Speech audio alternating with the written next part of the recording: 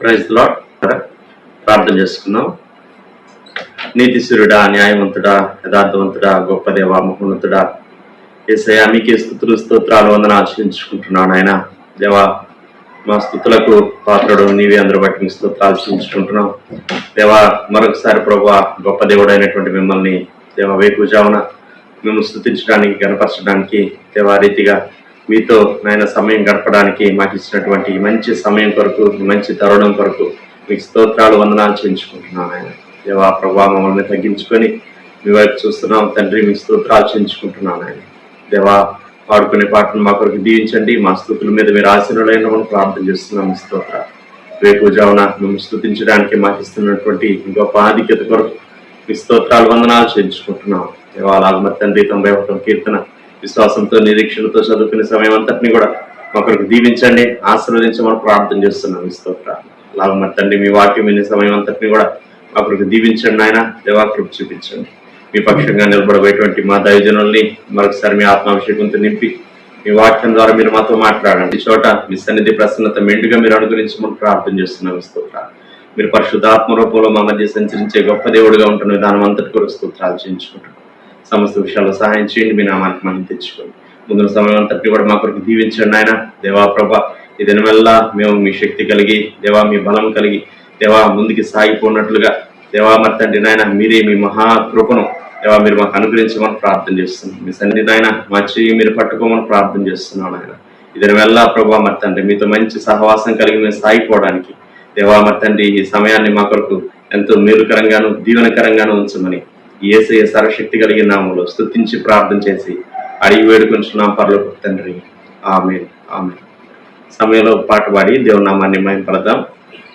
కరుణాత్మక గీతాల్లో నుంచి 201వ పాట పాడుతున్నాం.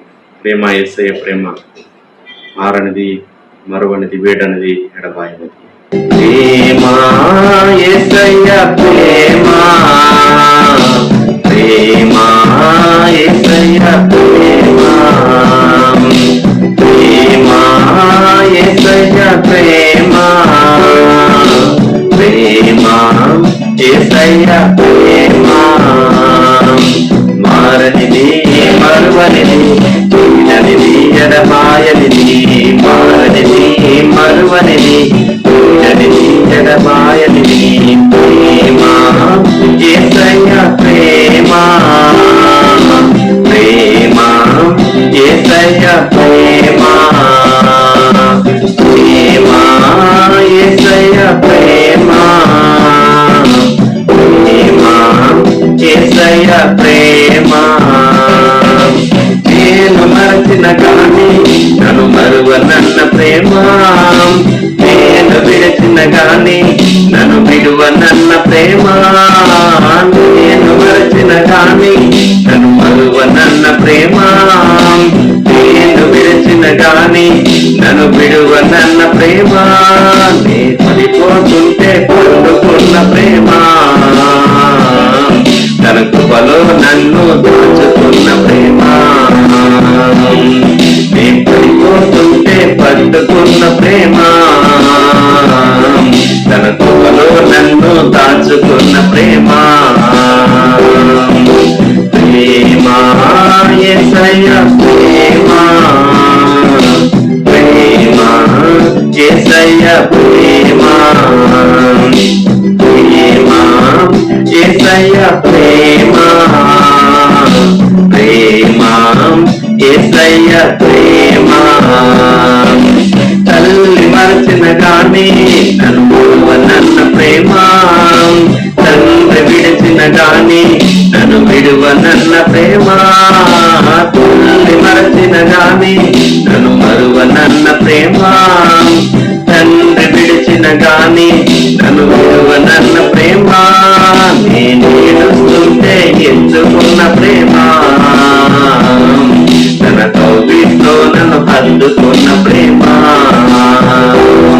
నేను ఏడుస్తుంటే ఎత్తుకున్న ప్రేమ, తన కౌగిట్లో నన్ను హత్తుకున్న ప్రేమ. ప్రేమ యేసయ్య ప్రేమ, ప్రేమ యేసయ్య ప్రేమ,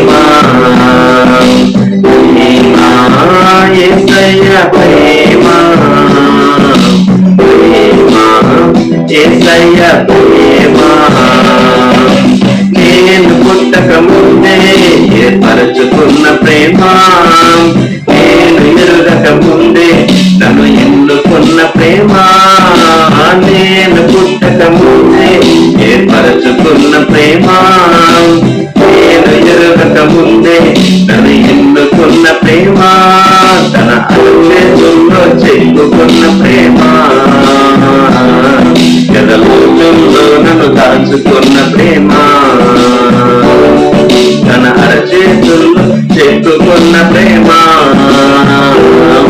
ఎదలోతుల్లో నన్ను దాచుకున్న ప్రేమ, ప్రేమ యేసయ్య ప్రేమ,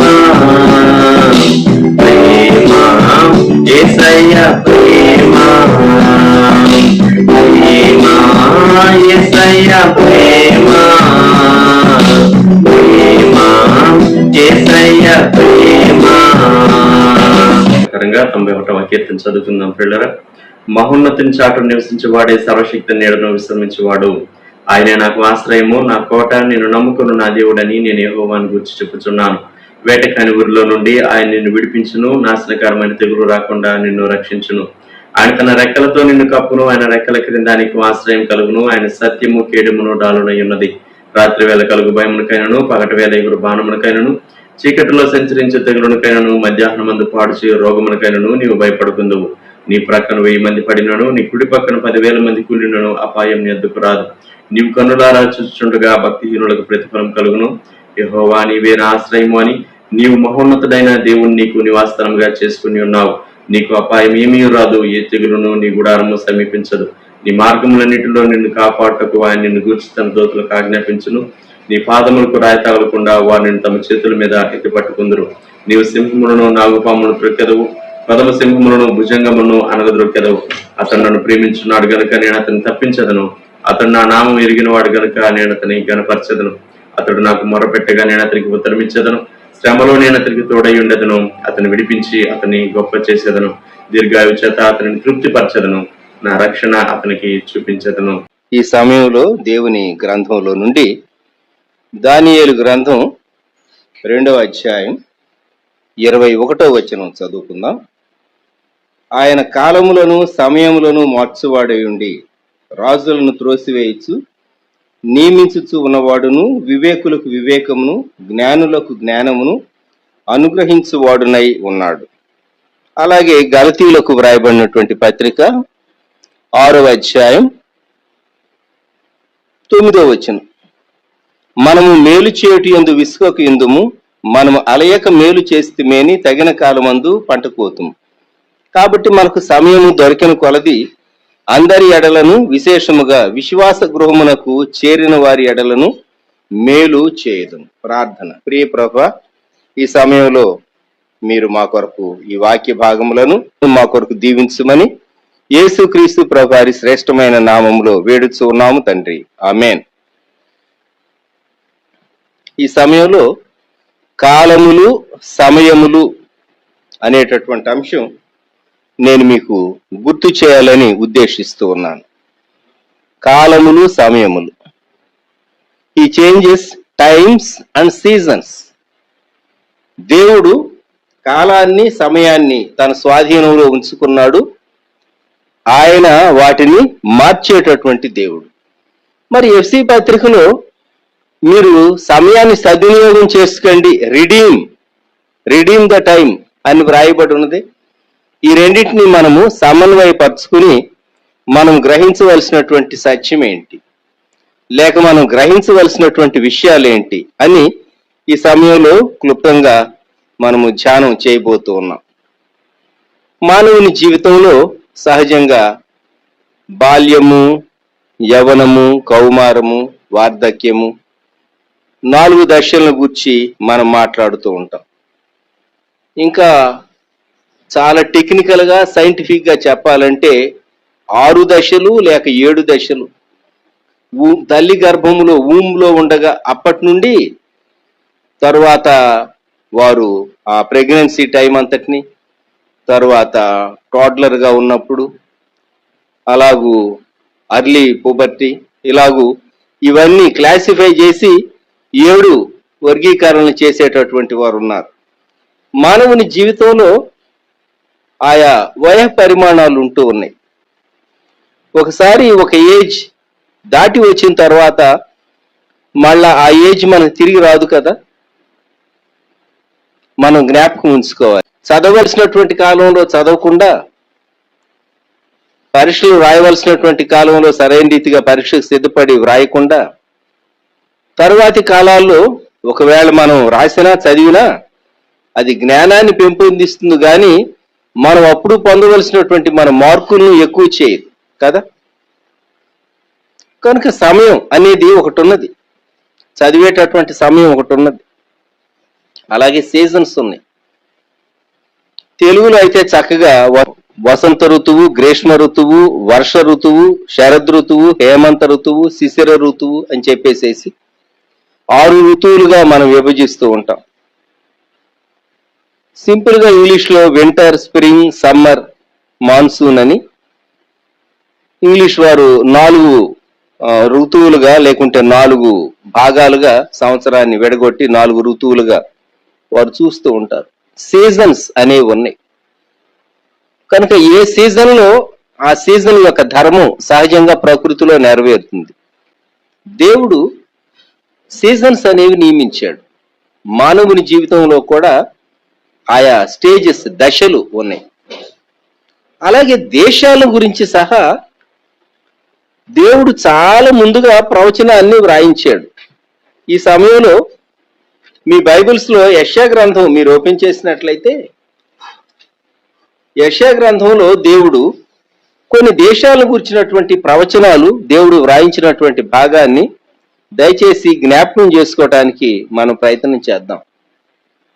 యెషయా గ్రంథం 13వ అధ్యాయం 1వ వచనం. ఆమోజు కుమారుడైన యెషయాకు బబులోను గూర్చి ప్రత్యక్షమైన దేవోక్తి. బాబిలోన్. బాబిలోన్ చాలా ప్రాముఖ్యమైనది, గుర్తుపెట్టుకుందాం. బైబిల్ ప్రాఫెసీకి, ఈ దినాల్లో జరిగే వాటికి, అనేక విషయాలకు దేవుడు ముందుగా చెప్పినటువంటి ప్రవచనాలు నెరవేరుతూ ఉన్నాయి అనే అంశం మనం జ్ఞాపకం పెట్టుకోవాలి. అలాగే యెషయా 14వ అధ్యాయం వచ్చేసరికి 1వ వచనంలో, ఏలయనగా యెహోవా యాకోబునందు జాలిపడును, ఇంకను ఇశ్రాయేలును ఏర్పరచుకొనును అని ఇశ్రాయేలీయులను గురించి దేవుడు చెప్పినటువంటి ప్రవచనం ఉన్నది. ఇదే 14వ అధ్యాయంలో సాతానును దేవుడు భూమి మీద మానవులకు అంచె తీర్పు తీర్చక మునిపే సాతానును పాత నరకాగ్నికి పంపించి వేస్తాడు. మనము ప్రకటన గ్రంథంలో ఏం చూస్తామంటే, ప్రకటన గ్రంథం 19వ అధ్యాయం 20వ వచనంలో, అప్పుడు ఆ మృగమును దాని ఎదుట సూచక క్రియలు చేసి దాని ముద్రను వేయించుకొనిన వారిని, ఆ మృగపు ప్రతిమకు నమస్కరించిన వారిని మోసపరిచిన అబద్ధ ప్రవక్తయు పట్టబడి వారిద్దరు గంధకముతో మండు అగ్నిగుండములో ప్రాణముతోనే వేయబడిరి. 20వ అధ్యాయం 10వ వచనం. వారిని మోసపరిచిన అపవాది అగ్ని గంధకములు గల గుండములో పడవేయబడిను, అచ్చట క్రూర మృగమును అబద్ధ ప్రవక్తయు ఉన్నారు, వారు యుగయుగములు రాత్రింబగళ్ళు బాధింపబడుతారు. అగ్నిలోనికి, నరకాగ్నిలోనికి వెళ్ళేటటువంటి మొదటి వ్యక్తులు బీస్ట్ అండ్ ఫాల్స్ ప్రాఫిట్, క్రూర మృగము, అబద్ధ ప్రవక్త. ఆ తరువాత అపవాది, సాతాను. సో దేవుడు యెషయా గ్రంథం 14వ అధ్యాయంలోనే సాతాను యొక్క అంతమును గూర్చి దేవుడు ఎలాగూ వ్రాయించాడు. 14:14 మేఘమండలం మీదికి ఎక్కుదును, మహోన్నతునితో నన్ను సమానునిగా చేసుకొందును అని నీవు మనస్సులో అనుకుంటివి కదా, నీవు పాతాళమునకు, నరకములో ఒక మూలకు త్రోయబడితివే. నిన్ను చూచువారు నిన్ను నిదానించి చూచుచు ఇట్లు తలపోయిదురు. భూమిని కంపింపజేసి రాజ్యములను వణికించిన వాడు ఇతడేనా? లోకమును అడవిగా చేసి దాని పట్టణములను పాడు చేసిన వాడు ఇతడేనా? తాను చెరపట్టిన వారిని తమ నివాస స్థలమునకు పోనీయని వాడు ఇతడేనా అని సాతానును చూచి మనుషులు అనుకుంటారట. అది ముందే దేవుడు యెషయా గ్రంథం 14వ అధ్యాయములో ముందే వ్రాయించాడు. అలాగే 15వ అధ్యాయం వచ్చేసరికి మోయాబును గూర్చి వ్రాయబడింది ప్రవచనం. 16వ అధ్యాయం కూడా మోయాబును గూర్చినటువంటి ప్రవచనమే. ఆ తర్వాత 17వ అధ్యాయం 1వ వచనంలో దమస్కును గూర్చిన దేవోక్తి, డెమాస్కస్. దేవుడు ముందుగానే ఈ దినాల్లో ఏం జరుగుతూ ఉన్నదో, ఈ దినాల్లో జరుగుతూ ఉన్న దాన్ని ఎప్పుడో యేసుక్రీస్తు ప్రభువుకు ముందే, యేసుక్రీస్తు ప్రభు జన్మించడానికి మునిపే ప్రవక్త అయినటువంటి యెషయా ద్వారా దేవుడు చేపించిన ప్రవచనాలను మనం సరిపోల్చి స్టడీ చేయగలిగితే మనం చాలా ఆశ్చర్యపడవలసి వస్తుంది. దేవుడు తన అనంత జ్ఞానంతో ముందుగానే ప్రపంచ దేశాలకు ఏమి సంభవిస్తుందో దేవుడు ముందే వ్రాయించి పెట్టాడు అనే మాట మనం జ్ఞాపకం చేసుకోవాలి. అలాగే 18వ అధ్యాయం వచ్చేసరికి ఓహో కూషు నదుల అద్దరిని తటతట కొట్టుకొనుచున్న రెక్కలు గల దేశమా అని ఉన్నది. ఇది ఏన్షియంట్ ఇథియోపియాను గురించి చెప్పబడిన మాట. ఇప్పుడు నవీన కాల ఇథియోపియాను గురించి కాదు, ఏన్షియంట్ ఇథియోపియా అది కొంచెం వేరు. దానిని గురించి చెప్పబడినటువంటి ప్రవచనం అని బైబిల్ పండితులు అభిప్రాయపడుతూ ఉంటారు. 19వ అధ్యాయం వచ్చేసరికి ఐగుప్తును గూర్చిన దేవోక్తి, ఈజిప్ట్ను గూర్చి దేవుడు ముందే ప్రవచనం చెప్పించాడు. తర్వాత 21వ అధ్యాయం సముద్ర తీరమునున్న అడవి దేశమును గూర్చిన దేవోక్తి. అడవి దేశము ఇది పర్షియన్ గల్ఫ్, ఆ ప్రాంతాలను గురించి చెప్పబడినటువంటి ప్రవచనం అని బైబిల్ పండితులు అభిప్రాయపడుతూ ఉంటారు.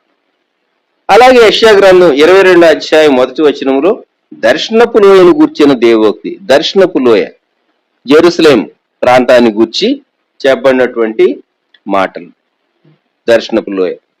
23వ అధ్యాయం వచ్చేసరికి తూరును గూర్చిన దేవోక్తి, టైర్. హీరాము రాజు తూరు దేశానికి చెందినవాడు. సో తూరు ఆ ప్రాంతం అంటే ఇప్పుడు సైప్రస్ అని మనం పిలిచేటటువంటి ఆ ప్రాంతాలు అందాం మనం. ఇలాగూ దేవుడు అనేక దేశాలను గూర్చి దేవుడు చాలా ముందుగా ప్రవచనం చెప్పించాడు. మరి దేవుడు ఇంత ముందుగా చెప్పించాడు, కాలాలు ఎలా ఉంటాయో చెప్పించాడు, దేశాల యొక్క పరిస్థితులు ఎలాగూ ఉంటాయో చెప్పించాడు, ప్రపంచం యొక్క గమనం ఎలాగుంటుందో దేవుడు ముందే చెప్పించాడు. మరి మానవుని యొక్క బాధ్యత ఏంటి మనం ఆలోచించవలసినటువంటి ప్రశ్న. ఎఫ్సి పత్రికలో మనం చదువుకున్నాం 5వ అధ్యాయం 15-16 వచనాల్లో దినములు చెడ్డవి గనుక మీరు సమయమును పోనీయక సద్వినియోగము చేసుకోనొచ్చు. ఈ మాట మనకు చాలా ఫెమిలియర్ అయినటువంటి మాట. అజ్ఞానుల వలె కాక జ్ఞానుల వలె నడుచుకున్నట్లు జాగ్రత్తగా చూసుకొనడి. కనుక మానవుని బాధ్యత సమయాన్ని సద్వినియోగం చేసుకోవటం, మానవుని యొక్క బాధ్యత. దేవుడు అనేక విషయాలు ముందుగా చెప్పాడు. కనుక మనం ఏ సమయంలో నుండి వెళుతున్నాం, ఏ పరిస్థితిలో నుంచి వెళుతూ ఉన్నాం, ఏ కాలాల్లో నుండి వెళుతూ ఉన్నాం, ఏ సమయంలో మనం దేనిని చేయాలి. రాజు అయినటువంటి సొలొమోను ప్రసంగి కొన్ని సూచనలు చెప్పాడు. 3వ అధ్యాయం 1వ వచనం నుండి కొన్ని వచనాలు దయచేసి మీ బైబిల్స్ లో గమనించండి. ఎక్లీజియాస్టిస్ ఆర్ ప్రీచర్ అంటారు. ఎక్లీజియాస్టిస్ అని, ప్రీచర్ అని 2 హెడ్డింగ్స్ ఉంటాయి ప్రసంగి గ్రంథానికి. కొన్ని ఇంగ్లీష్ బైబుల్ అలా, కొన్ని ఇంగ్లీష్ బైబుల్ ఇలా. ప్రసంగి గ్రంథం 3వ అధ్యాయం 1వ వచనం నుండి ప్రతిదానికి సమయము కలదు, ఆకాశము క్రింద ప్రతి ప్రయత్నమునకు సమయము కలదు, పుట్టుటకు చచ్చుటకు, నాటుటకు నాటబడిన దాన్ని పెరికివేయుటకు, చంపుటకు బాగు చేయుటకు, పడగొట్టుటకు పట్టుటకు, ఏడ్చుటకు నవ్వుటకు, దుఃఖించుటకు నాట్యమాటకు, రాళ్లను పారవేయుటకు రాళ్లను కుప్పవేయుటకు, కౌగలించటం మానుటకు, వెదకుటకు పోగొట్టుకొనుటకు, దాచుకొనుటకు పారవేయుటకు, చింపుటకు కుట్టుటకు, మౌనముగా ఉండుటకు మాటలాడుటకు, ప్రేమించుటకు ద్వేషించుటకు, యుద్ధము చేయుటకు, సమాధాన పట్టుకు. ఇన్ని తాను చెప్పాడు. 8వ వచనం వరకు చదివినట్లయితే ప్రతిదానికి సమయం ఉన్నది. మనం ఒక పని చేయవలసిన సమయంలో కరెక్ట్ గా దానికి ఆపోజిట్ ఉల్టా చేస్తే,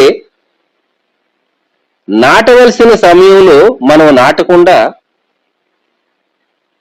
పంట కోసే సమయంలో పంట రావాలని ఎక్స్పెక్ట్ చేస్తే అది పొరపాటు అవుతుంది. నాటే సమయం ఉన్నది కదా, నాటబడిన దాన్ని పెరికి వేసే సమయం ఉన్నది. ఎప్పుడు? పంట పండిన తర్వాత ఆ నాటబడినటువంటి వాటిని మరి రిమూవ్ చేయాల్సి ఉంటుంది, కోత కోస్తారు, అది పెరికి వేయటం ఒక విధంగా. ప్రధానికి there is time for everything. అయితే ఏది ఏ సమయము అని ఎలాగూ గ్రహించగలము? సహజ జ్ఞానాన్ని బట్టి మానవుడు కొంత మటుకు గ్రహిస్తాడు. సహజ జ్ఞానం కొన్ని మార్లు చాలదు. దేవుడు అనుగ్రహించేటటువంటి జ్ఞానం కావాలి. దేవుడు అనుగ్రహించే జ్ఞానం కావాలి అంటే దేవునితో వ్యక్తి సహవాసం చేయాలి. దేవునితో సహవాసం చేసినప్పుడు దేవుడు చెప్తాడు, ఇది ఈ సమయం, ఇది నువ్వు చేయి. కొన్ని మార్లు దేవుడు చెప్పింది మనకు అర్థం కాదు, అయినా లోబడితే మనం అద్భుతం చూడగలం. విశ్వాసులు తమ జీవితంలో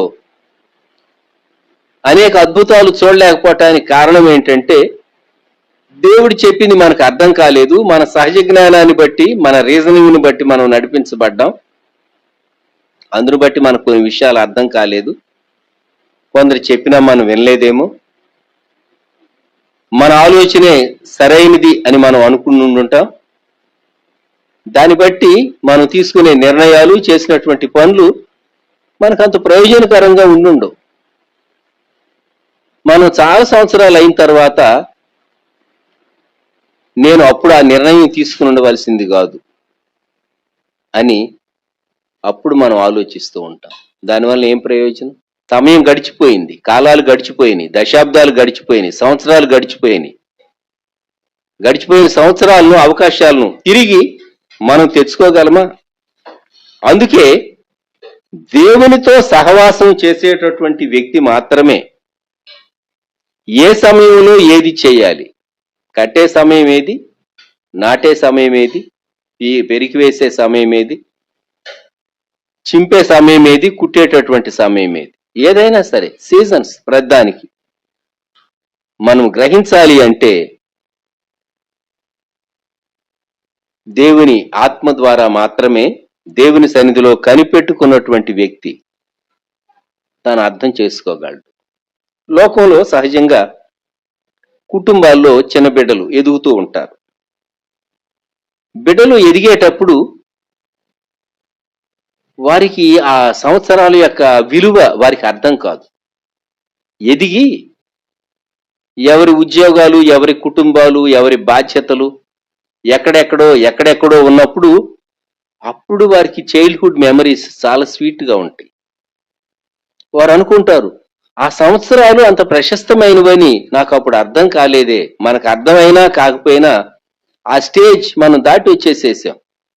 అప్పుడు సంతోషంగా జీవించేమా, సమాధానంగా జీవించేమా, ఇతరులతో కలహించేమా, లేకుంటే ఇతరులకు సహాయకరంగా ఉన్నామా అనేది చాలా సంవత్సరాల తర్వాత రివ్యూ చేసుకుంటూ ఉంటారు మనుషులు. కొంతమంది, ఎక్కువ మంది పిల్లలు ఉన్నటువంటి కుటుంబాల్లో అన్నీ నాకే కావాలని కోరుకునే వాళ్ళు కొందరు ఉంటారు. నేనే మిగిలిన వారందరిలో ఫస్ట్ ఉండాలని కొందరు కోరుకుంటూ ఉంటారు. బెస్ట్ థింగ్స్ అన్ని నాకే అని కొందరు కోరుకుంటూ ఉంటారు. బహుశా చాలా సంవత్సరాల తర్వాత వారు రిగ్రెట్ అవుతారేమో కానీ, బట్ అయిపోయింది ఆ కాలం. కలిసి పిల్లలుగా ఉండి ఎదిగినటువంటి కాలం అయిపోయింది. మీరు స్కూల్లో చదువుకునేటటువంటి సంవత్సరాలు, కాలేజీలో చదువుకునే సంవత్సరాలు, లేక హాస్టల్లో మీరున్నటువంటి సంవత్సరాలు, ఆ పీరియడ్ అయిపోయిన తర్వాత అవి మరలా తిరిగి రావు కదా. ఆ జ్ఞాపకాలు, అవి మెమరీస్ మాత్రమే మిగిలిపోతాయి. మనకు కొన్ని సమయాలు, కొన్ని అవకాశాలు దేవుడు ఇచ్చినప్పుడు మనం వాటిని సద్వినియోగం చేసుకోవాలి. దేవుడు నీ కొరకు కొన్ని సిచ్యుయేషన్స్, కొన్ని ఆపర్చునిటీస్ వర్కౌట్ చేస్తాడు. వర్కౌట్ చేసి కొన్ని విషయాలు నీతో చెప్తాడు. మనకు అర్థం కాకపోవటం కానీ, లేక అర్థమైనా మనం లోబడకపోవటం కానీ, లేకుంటే దేవుడు ఎప్పుడు ఈ డోర్ మన కొరకు ఓపెన్ చేసి ఉంచుతాడులే అని అనుకోవటం కానీ, ఇటువంటివి ఎన్నో దేవుని చిత్తం మనం నెరవేర్చకుండా ఉండటానికి, ఇంకా బెటర్గా మనం దేవుని కొరకు ముందుకు సాగకుండా ఉండటానికి కారణం కావచ్చు. కొన్ని మార్లు మన జీవితంలో కొన్ని అవకాశాలు వస్తూ ఉంటాయి. ఆ అవకాశాలు దేవుని చిత్తం తేటగా గ్రహించి ఆ అవకాశాన్ని మనం సద్వినియోగం చేసుకుంటే దేవుడు మనల్ని నడిపించే పద్ధతి వేరుగా ఉండవచ్చు. ఉదాహరణకు పేతురు భక్తుని జీవితంలో మిద్దె మీద తనకు దర్శనం కలిగింది. పేతురు లేచి చంపుకొని తిను అని దేవుడు చెప్పాడు. ఆ మిద్దె మీద దర్శనం పేతురు కలిగినప్పుడు వద్దు ప్రభా, వద్దు ప్రభా, వద్దు ప్రభా అన్నాడు. ముమ్మారు దేవుడు తనతో మాట్లాడిన తర్వాత అపోస్తల కార్య గ్రంథంలో ఆ భాగంలో మనం ఏం చూస్తామంటే ఆ దుప్పటి పైకెత్తబడింది. శతాధిపతి సెంచూరియన్ కొర్నేలియస్ పేతుని పిలిచి సువార్త చెప్పించుకోవటానికి మునుపు జరిగినటువంటి సంఘటన అని అపోస్తల కార్యం 10వ అధ్యాయం 14వ వచనం చివరి భాగం లేక 14వ వచనం. పేతురు వద్దు ప్రభా, నిషిద్ధమైనది అపవిత్రమైనది ఏదైనా నేనెన్నడూ తినలేదని చెప్పగా దేవుడు పవిత్రము చేసిన వాటిని నీవు నిషిద్ధమైన వాటిని ఎంచవద్దని మరలా రెండో మారు ఆ శబ్దం అతనికి వినబడును. ఇలాగూ ముమ్మారు జరిగిన వెంటనే ఆ పాత్ర ఆకాశమునకు ఎత్తబడిన. పేతురు వెళ్ళాడు, సువార్త చెప్పాడు. అక్కడ అన్యులు కూడా మారు మనస్సు పొందారు. అప్పుడు పేతురుకు అర్థమైంది. పేతురు తరువాత యెరూషలేముకు వచ్చినప్పుడు పేతురు మిగిలినటువంటి వారితో షేర్ చేశాడు. 11వ అధ్యాయం 17వ వచనం. ప్రభువైన యేసుక్రీస్తునందు విశ్వాసం ఉంచిన మనకు అనుగ్రహించినట్టు దేవుడు వారికి కూడా సమాన వరము అనుగ్రహించి ఉండగా దేవుని అడ్డగించుటకు నేను ఏ పాటి వాడనని చెప్పాను. అయితే తరువాతి కాలాల్లో యూదులు కానటువంటి వారికి సువార్త చెప్పడానికి మాత్రం తాను ముందుకు వెళ్ళలేదు. తనకు భారం లేదు చెప్పాలంటే. దేవుడు తాను ఇంకా బలమైన రీతిగా వాడుకోవాలని ఉద్దేశించి ఉంటాడేమో గాని తన మనస్సులో యూదులకే సువార్త చెప్పాలనే భారం తనకున్నటువంటి దాన్ని బట్టి దేవుడు పౌలు గారికి ఆధిక్యత తర్వాతి కాలంలో ఇచ్చాడని మనం గ్రహించవచ్చు. కొన్ని మార్లు దేవునికి కొన్ని ప్రణాళికలు ఉంటాయి. మనం ఆ సమయంలో లోబడకపోతే ఆ దేవుడు మనల్ని దీవిస్తాడు గాని ఇంకొక రీతిగా దీవిస్తాడు. కనుక వెంటనే లోబడి దేవుడు చెప్పిన దాన్ని చేసేవారు అనిపించే మేలు వేరు, చాలా ఆలస్యంగా దేవుడు చెప్పేదాన్ని చేసేటటువంటి వారు అనుభవించేటటువంటి మేలు వేరు. ఇంగ్లీష్లో ఒక సామెత ఉంది, డిలేయిడ్ ఒబీడియన్స్ ఈజ్ డిజొబీడియన్స్ అని. చాలా ఆలస్యంగా లోబడటం అది అవిధేయతతో సమానమే. దాని విధేయత అనరు, అవిధేయత అని అంటారని ఇంగ్లీష్లో ఒక సామెత.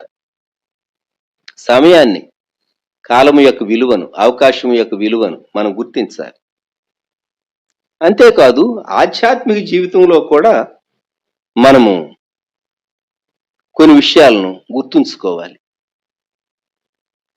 ఆధ్యాత్మికంగా నీవు ఎదగటానికి, ఆధ్యాత్మికంగా స్పిరిచువల్గా నిన్ను మెంటర్ చేసేటటువంటి మెంటర్స్ అంటే ఆధ్యాత్మికంగా పెంచేటటువంటి వారు, తల్లిదండ్రులు వంటి వారు, ఆధ్యాత్మిక తల్లిదండ్రులు, స్పిరిచువల్ పేరెంట్స్, వారి యొక్క అధీనంలో నీవు అనేక విషయాలు నేర్చుకుంటే నీకెంతో క్షేమం కలుగుతుంది.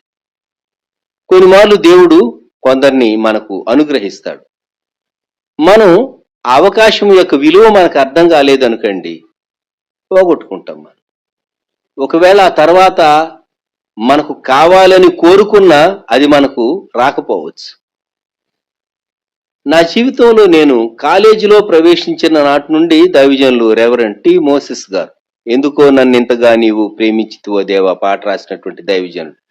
ఆ పాట తెలుగు క్రైస్తవ ప్రజలందరికీ సుపరిచితమైనటువంటి పాట. ఆ దైవజనుడు నాకు పరిచయమైన నాటి నుండి వారు మహిమలోనికి వెళ్లే వరకు కుటుంబంతో వారి పరిచర్యతో నాకు అనుబంధం ఉన్నది.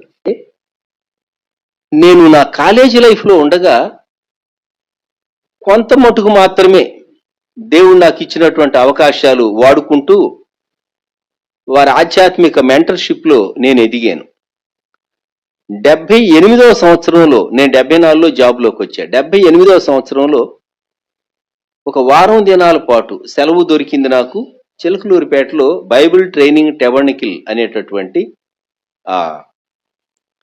బైబిల్ ఆధ్యాత్మికంగా ఓవరాల్గా బైబిల్ని గూర్చి, బుక్స్ ఆఫ్ ద బైబిల్ని గూర్చి, సువార్తీకరణను గూర్చి, ప్రార్థనా జీవితాన్ని గూర్చి, ఇంకా అనేక విషయాలను గూర్చి ఉదయం నుండి సాయంకాలం వరకు మళ్ళీ రాత్రి మీటింగ్, సేవకుల కొరకు మాత్రమే, సేవలో ఉన్న వారికి వారు అరేంజ్ చేశారు. ఆ దినాల్లో దైవజనులు మోజెస్ గారు, అలాగే రెవరెండ్ గేరా పీటర్ గారు ఇప్పటికీ హైదరాబాద్లో ఉన్నారు. వారు పీటర్ గారు మోజెస్ గారికి ఆత్మీయ కుమారుడుగా ఎంచబడినటువంటి వారు.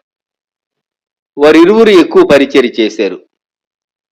ఆ తరువాత నేను అనుకున్నాను, ఈ దైవజనునితో 78 తరువాత నేను ఒక వారం దినాల పాటు సహవాసంలో ఎప్పుడైనా గడపగలనా అని ఆలోచించాను, కానీ నాకు అవకాశం దొరకలేదు.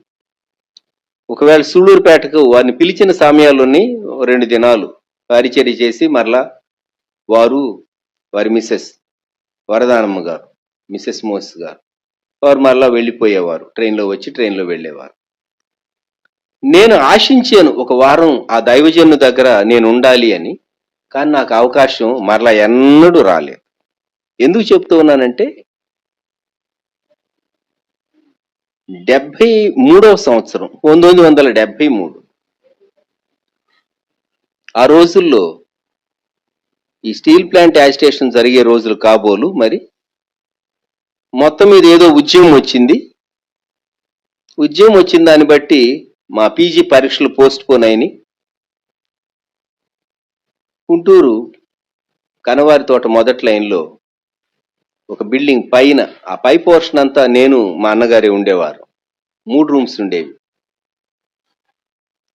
మోస్ గారు వస్తూ ఉండేవారు. క్రింద జువాలజీ లెక్చరర్ గారు విక్టర్ లాజర్స్ గారు ఉండేవారు. ఒక పోర్షన్లో, ఇంకో పోర్షన్లో ఇంకో ఫ్యామిలీ ఉండేవారు. అయితే మేము ప్రార్థనలో గడిపేవాళ్ళం. 73వ సంవత్సరాన్ని గురించి నేను మాట్లాడుతూ ఉన్నాను. ఎప్పుడైనా చేగూడి అగస్టీన్ గారు, సువార్థికుడు ఆయన, వారు వచ్చేవారు. అలాగే మరి సోదరులు జెక్కి దేవరాజు గారు, దేవరాజు గారు, ఆయన ఆ రోజుల్లో నరసరావుపేటలో లోదర్న్ హై స్కూల్లో వర్క్ చేస్తూ ఉన్నారు. అప్పటికే ఈయూలో వారు ఆ ప్రారంభ సంవత్సరాల్లో ఉన్నారు అనుకుంటాను, పాటలు రాస్తూ, ఈయూతో పరిచయం.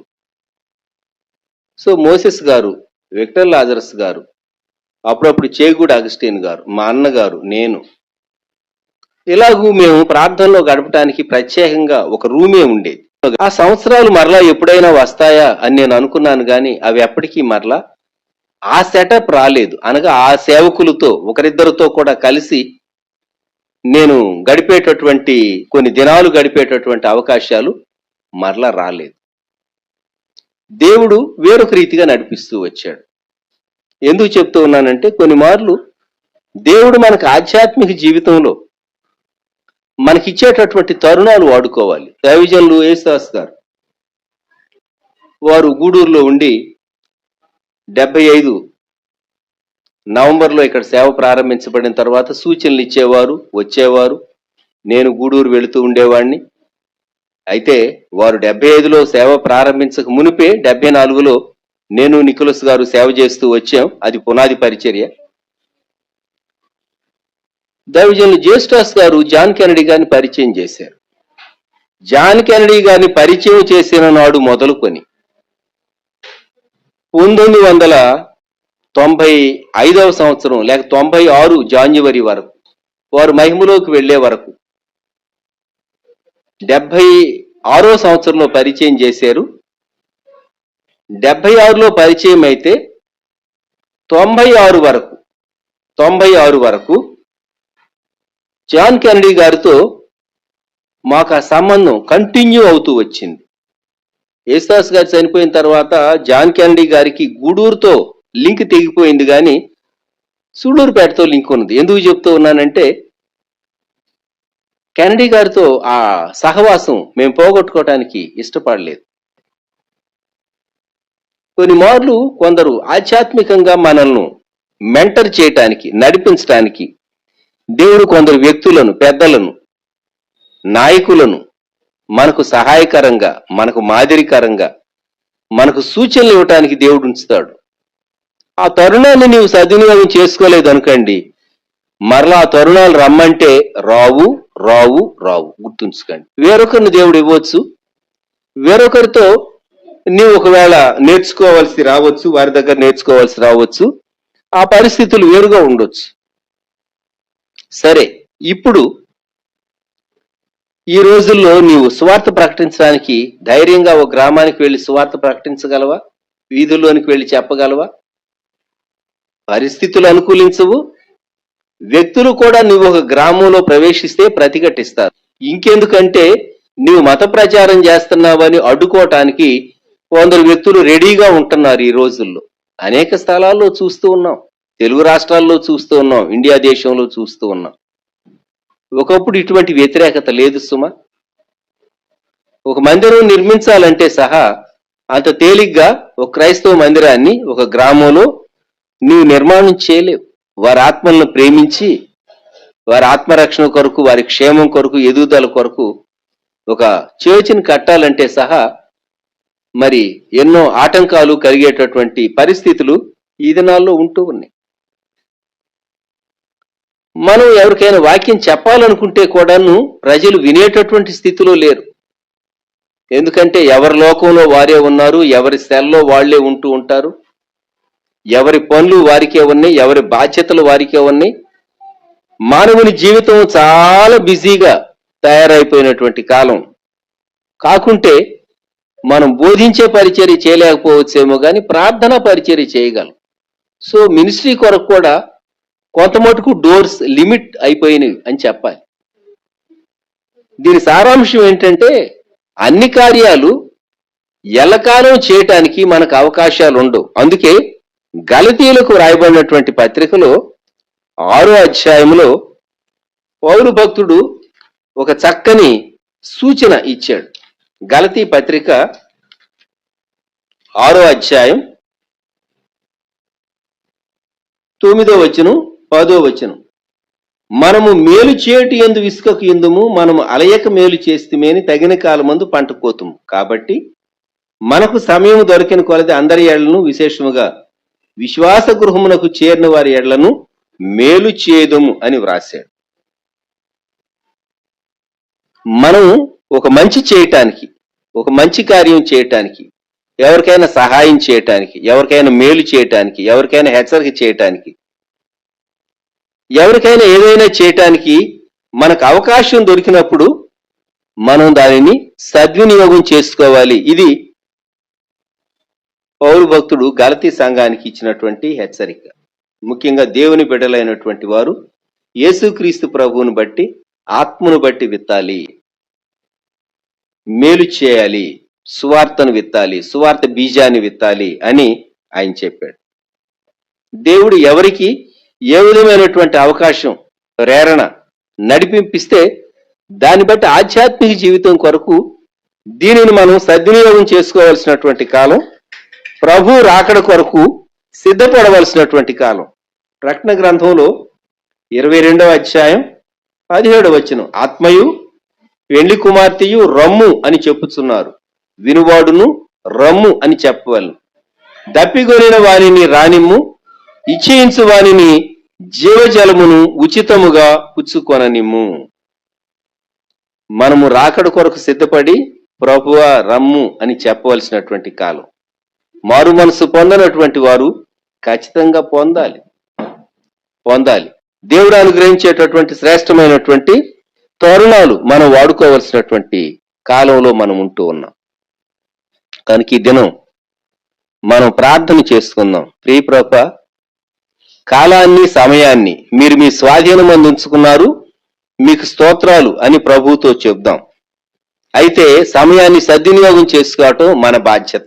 దేవుని చిత్తము, మన యొక్క వివేకము, మనము ఎంతో జాగ్రత్తగా ఉండటం, లోబడటం, ఈ రెండు కలిసినప్పుడు మనం ఆధ్యాత్మికంగా మేలు పొందగలం.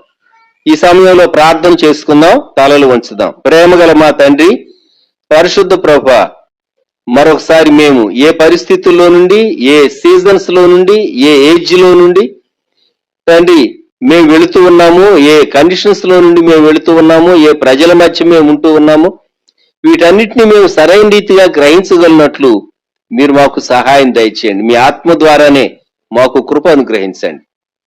దేవా, సహాయం చేయండి, కృప చూపండి, బలపరచండి.